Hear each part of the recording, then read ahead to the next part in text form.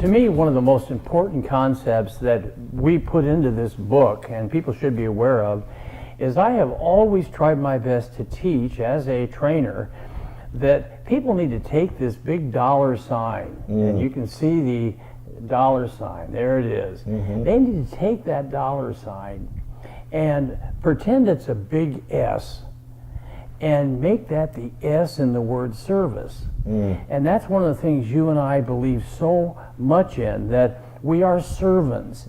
I think salespeople could have been called servants to their fellow man rather than salespeople. And so if everybody that's watching and wanted to use our new wonderful language of sales book will look at it as a servant's manual, to where make the dollar sign the S, and if it's service, service, service, you'll make lots of dollars. It's a great point. In a lifetime. It's a great point. Thank you. And I think the biggest thing that jumps out when I believe the difference between the language of sales and other books that really jumps out to me is the internal communication. Right.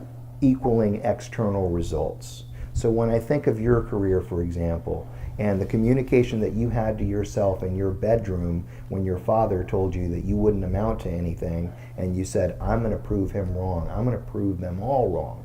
At that internal communication that you had with yourself, that self-belief, that self-discipline to then go follow and throw yourself into your career full force on a motorcycle in a band uniform the first day, and then to where you are today. And for me, it was the same thing. Even though my parents believed I would be successful at something, they never had any idea what it would be. They didn't know anything about sales. My mom was a school teacher. My father was an Air Force pilot. My mom knew a lot about selling kids on coming into class and trying to learn, but they were 5 and 6 year olds. Sure. So it's a totally different mindset.